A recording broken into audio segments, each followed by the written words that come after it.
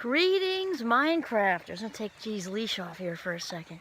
And welcome to another Minecraft discussion. My name is Kimberly Quinn, and I am thrilled to be in the deep woods with loads and loads of bugs on this day to have this discussion. And yes, I could wear bug stuff, but it's kind of, well, in addition to being kind of toxic, it's toxic obviously for the bugs, but we kind of want that. But I don't like the smell and the feel and everything, so plus it keeps me in shape just swatting at them. But anyway.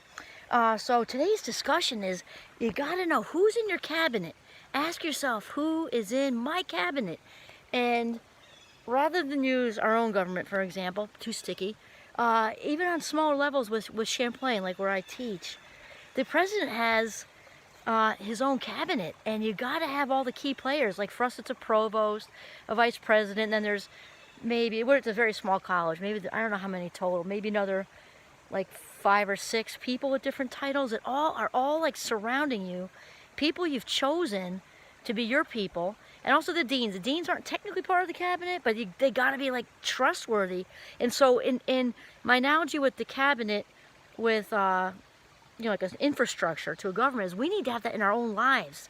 We've got to have a great cabinet, and they've got to go through a filter system. I know for me, my husband is my #1 best friend. Then, of course, I got my rooftop friend in New York, and my bestie from St. Mike's, and the infamous Dr. Dave I'm always talking about.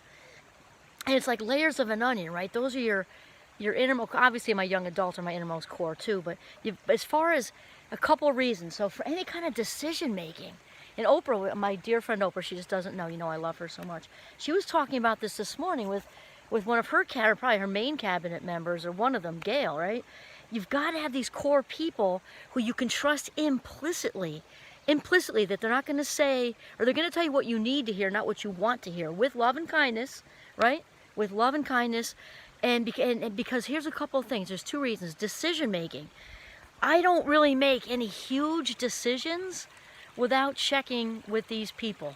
Also, my mother-in-law's in there too. There are more. It's just those are my core 3 or 4. My mother-in-law is definitely in there too. Because I know for a fact that I trust them all so much that they would tell me if I was going down the wrong direction, going down the wrong path.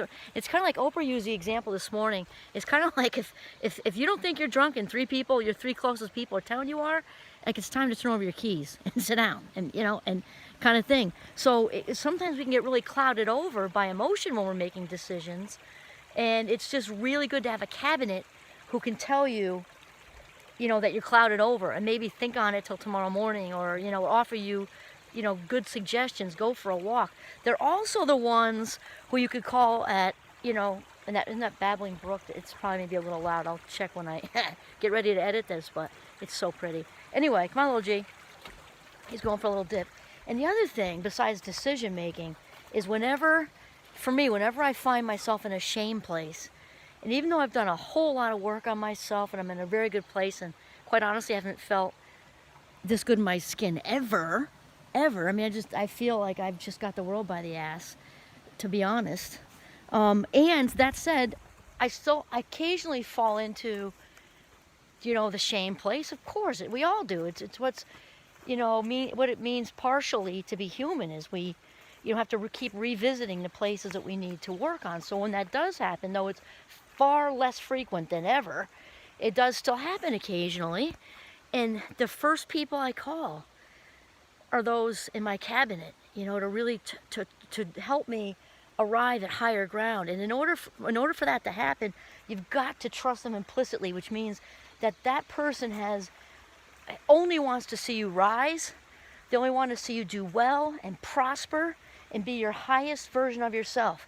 There's nothing else in their intentions with interacting with you in any way except for to help you be your highest self and live your best life. So, which means they can tell you if you're wrong, they can tell you if you're being selfish, they can tell you this is just not a good idea. They can also tell you when you're in a shame place that you are an amazing human being, and to try to redirect your thoughts from whatever it is that's taking your feelings down, right? Thoughts first, feelings second.